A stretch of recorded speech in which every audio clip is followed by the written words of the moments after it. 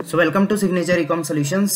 आज की जो वीडियो है मीशो सेलर्स के लिए बहुत स्पेसिफिक और बहुत ही इम्पॉर्टेंट वीडियो है। एक भी पार्ट इसका आपको मिस नहीं करना है। मिस करेंगे तो डेफिनेटली डायरेक्ट आप लीड करेंगे डीएक्टिवेशन अकाउंट से।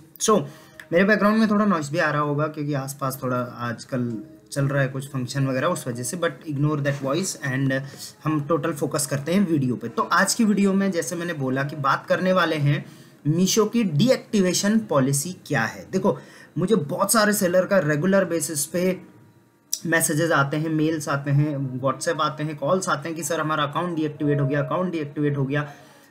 अकाउंट डीएक्टिवेट होने के क्या क्या रीज़न है, आज हम इस पे बात करेंगे। वो रीज़न जानने के बाद आप उनको इग्नोर करिए, उनको आप इम्प्रूव करने की कोशिश करिए, तो कभी भी आपका अकाउंट ब्लॉक नहीं होगा, राइट।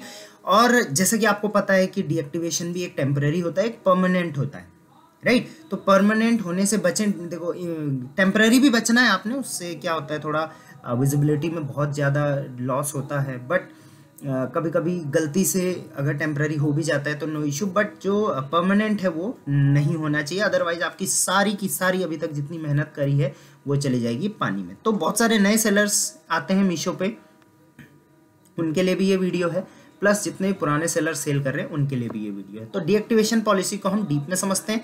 एक एक पॉइंट बहुत इंपॉर्टेंट है, गौर से आपने समझना है। तो आपको अगर डायरेक्ट ये देखना है कहाँ पे पॉलिसी लिखी हुई है, तो सेटिंग पे आप जाएंगे, सेटिंग पे लीगल एंड पॉलिसीज पे क्लिक करेंगे और यहाँ पे 5वें नंबर पे आप देख सकते हैं सेलर डीएक्टिवेशन पॉलिसी लिखी हुई है। तो इसको मैं पढ़ के तो नहीं सुनाऊंगा आपको, आप चाहे तो खुद भी इसको पढ़ सकते हैं। मैं इसके पीछे की हिडन मीनिंग समझाने की कोशिश करता हूँ कि क्या क्या रीज़न की वजह से ये पॉलिसीज के अंडर में आपका अकाउंट परमानेंट डीएक्टिवेट हो सकता है। तो पहले हम परमानेंट वाले बात करेंगे कि परमानेंट डीएक्टिवेट कैसे होता है, उसके बाद हम बात करेंगे टेम्पररी डीएक्टिवेट कैसे होता है, राइट। और अगर आपका अकाउंट ब्लॉक हो गया है किसी भी कारण की वजह से, परमानेंट या टेम्पररी, तो आप कांटेक्ट कर सकते हैं मुझे, मैंने एक वीडियो उस पर भी बना रखी है। ये लास्ट अपडेटेड है, 16 जुलाई 2021 का ये अपडेटेड है, एंड हो सकता है ये धीरे धीरे इसमें और भी चेंजेस करें, क्योंकि धीरे धीरे मुझे लगता है मीशो की गाइडलाइंस जो है अब और स्ट्रिक्ट होने वाली हैं, राइट।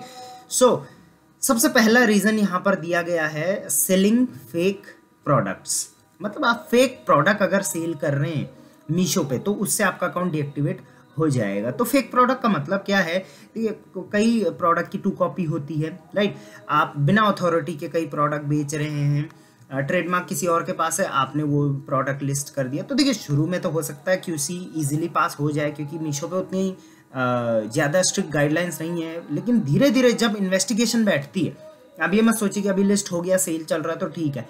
जिस दिन इन्वेस्टिगेशन होगी, अकाउंट्स चेक किए जाते हैं, सारी पॉलिसीज़ में अगर किसी में भी आप पाया गया कि आपने वो पॉलिसीज़ का मीन्स आपने वो पॉलिसी का फॉलो नहीं किया है, तो आपका अकाउंट परमानेंटली डीएक्टिवेट कर दिया जाएगा और उसके बाद आप कुछ भी कर लो तो वो आपका एक्टिवेट होने वाला नहीं है। तो आप देख सकते हैं यहाँ पे, the supplier must comply with the applicable law and shall not sell any counterfeit, parallel import, fake, knock off, unauthorise और इमिटेशन प्रोडक्ट। मतलब कोई भी ऐसे प्रोडक्ट नहीं होनी चाहिए जो डुप्लीकेट, फर्स्ट कॉपी या किसी का ऑलरेडी उस पर ट्रेडमार्क है, इस तरीके की अनऑथराइज्ड हो गया, इस तरीके के प्रोडक्ट आप सेल ना करें। जो भी करिए अपना खुद का प्रोडक्ट सेल करिए, ठीक है।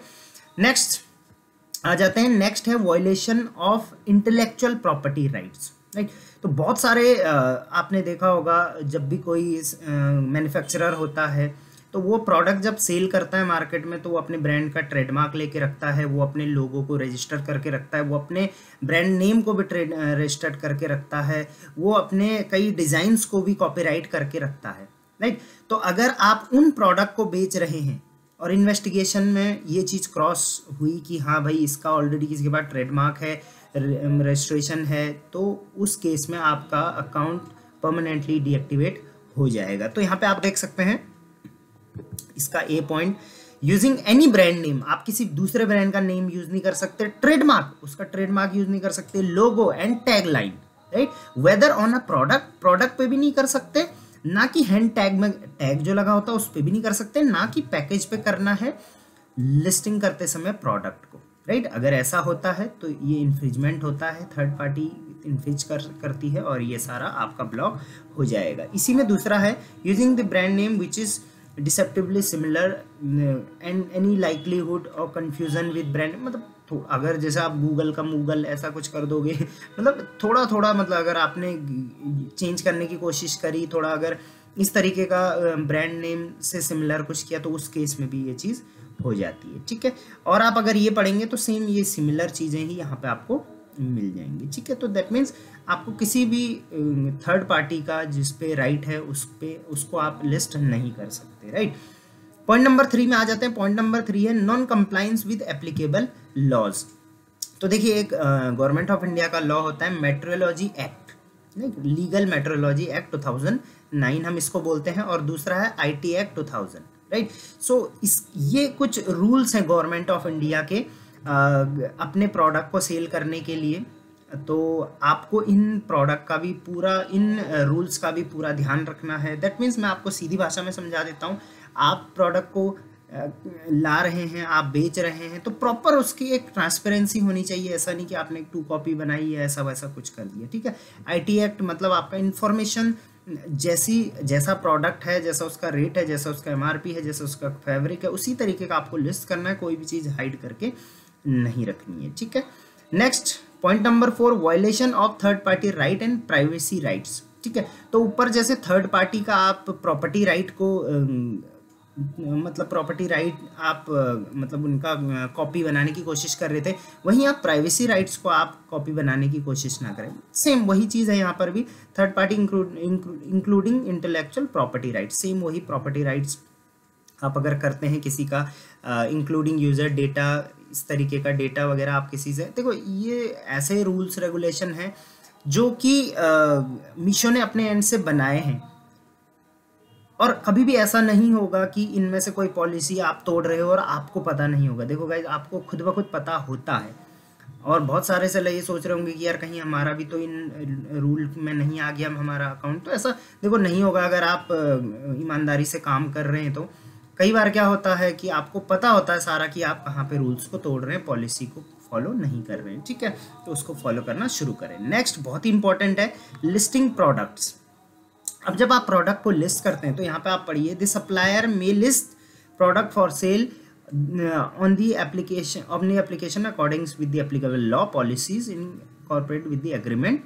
Supplier must legally able to sell the product listed on the application in this if the supplier hold multiple accounts। ये बहुत ही इंपॉर्टेंट है, देखिए बहुत इंपॉर्टेंट पॉइंट है। अगर आप मल्टीपल, एक ही सप्लायर मल्टीपल अकाउंट चलाता है, देख सकते हैं यहाँ पे, just a second, supplier must be legally able to sell the product being listed on the sale on the application, right.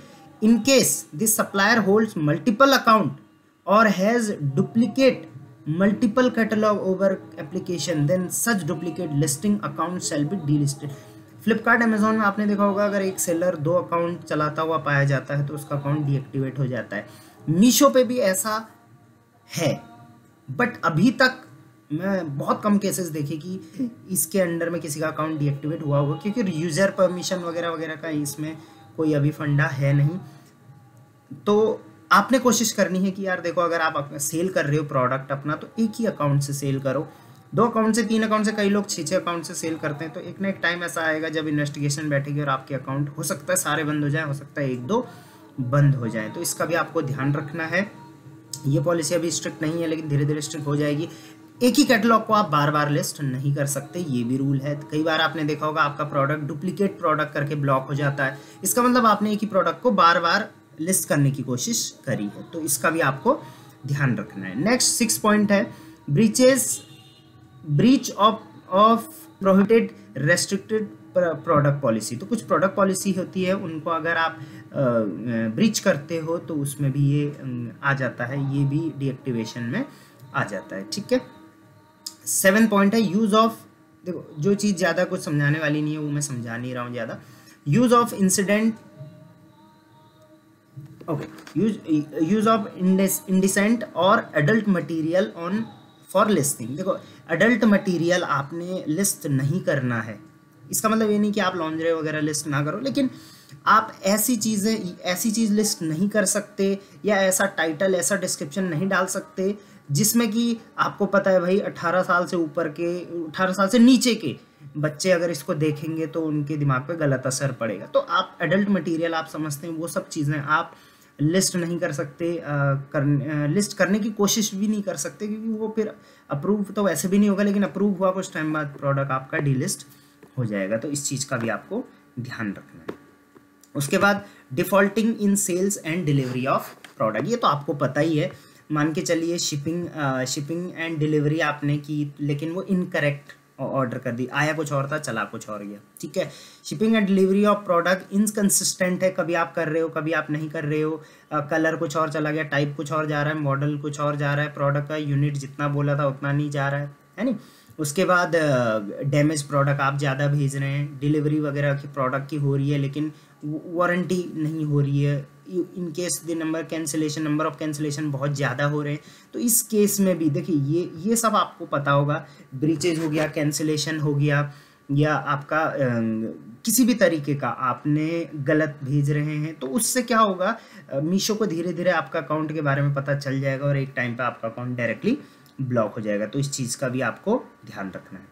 Poor performance, इसकी वजह से मैंने देखे हैं सबसे ज़्यादा अकाउंट अभी मीशो पे ब्लॉक हो रहे हैं। आपको पता होगा मीशो पे अगर आपकी जो रेटिंग है 5 में से, एवरेज प्रोडक्ट रेटिंग आप यहाँ से चेक कर सकते हैं क्वालिटी डैशबोर्ड से।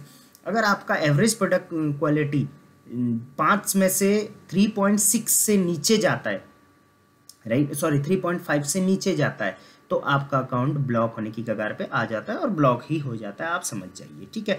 तो पुअर परफॉर्मेंस का मतलब आप समझ गए। और पुअर परफॉर्मेंस होता कैसे आप देख सकते हैं, bad customer feedback and reviews से आपको पता है कि रेटिंग गलत आती है, रिटर्न होते हैं, उसी से पुअर परफॉर्मेंस आता है। मल्टीपल रिपीटेड कस्टमर कंप्लेंट्स आ रही हैं, selling product over and above MRP, तो उससे ऑब्वियसली उस प्रोडक्ट की उतनी क्वालिटी तो है नहीं, तो वो बेकार ही जाएगा।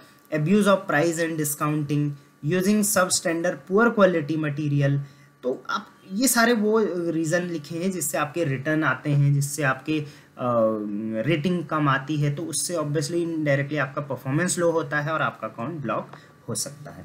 पॉइंट नंबर 10 पढ़ते हैं, जो कि लास्ट पॉइंट है, misconduct by the supplier it's personal और यूजर। तो ऑब्वियसली ये भी सेम वही चीज़ है कि मिसकंडक्ट नहीं होना चाहिए। जैसे हम देख सकते हैं, company has no tolerance toward abusive incident, improper gross misconduct of supplier personnel during the course of business और while communicating with the company और पर्सनल।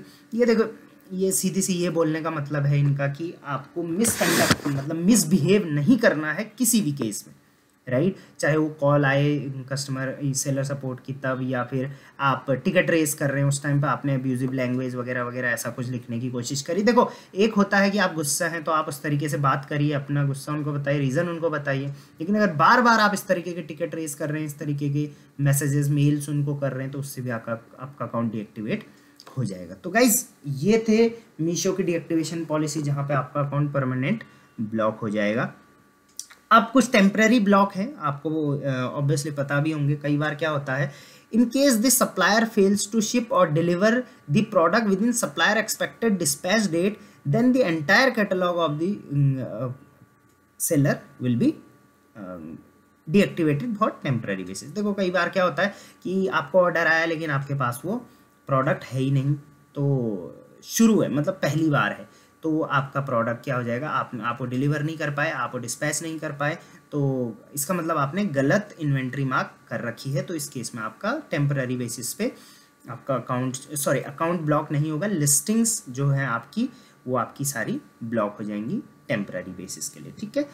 उसके बाद यहाँ पे आप एक और रूल पढ़ सकते हैं, intimation by the company shall result in temporary deactivation of supplier shall reactivate only when the pending dispatch is complete upon the तो धीरे धीरे क्या होगा, आपका स्टॉक आएगा, आप उसको डिस्पैच करोगे, उसके बाद आपका अकाउंट एक्टिवेट हो जाएगा। और दूसरा आपको पता ही है, अगर आपकी KYC इनकम्प्लीट है, दैट मीन्स आपके पूरे डॉक्यूमेंटेशन वगैरह जो है, इंफॉर्मेशन वगैरह हैं, वो वेरीफाई नहीं हो पाए अकाउंट बनाते समय, या फेक निकल गए, तो उस केस में आपकी KYC इनकम्प्लीट मानी जाती है और आपका अकाउंट टेम्पररी बेसिस पे होल्ड पे रखा जाता है। तो गाइज ये थे मीशो की डीप पॉलिसीज़ जो आपको जाननी बहुत ज़्यादा ज़रूरी है। परमानेंट वाले भी मैंने बता दिया आपको, और जो इनसे टेम्पररी होता है वो भी मैंने आपको बता दिया। बाकी मीशो के रिगार्डिंग कोई भी हेल्प की ज़रूरत हो डायरेक्टली कांटेक्ट कर सकते हैं, डिस्क्रिप्शन में मेरा नंबर मिल जाएगा। फ्लिपकार्ट, अमेजोन, किसी भी कंडीशन में सेलिंग के रिगार्डिंग कोई भी हेल्प की ज़रूरत हो डायरेक्ट कांटेक्ट कर सकते हैं। Till then thank you very much, and comment ज़रूर करें कि आपको अगली वीडियो किस टॉपिक पे चाहिए।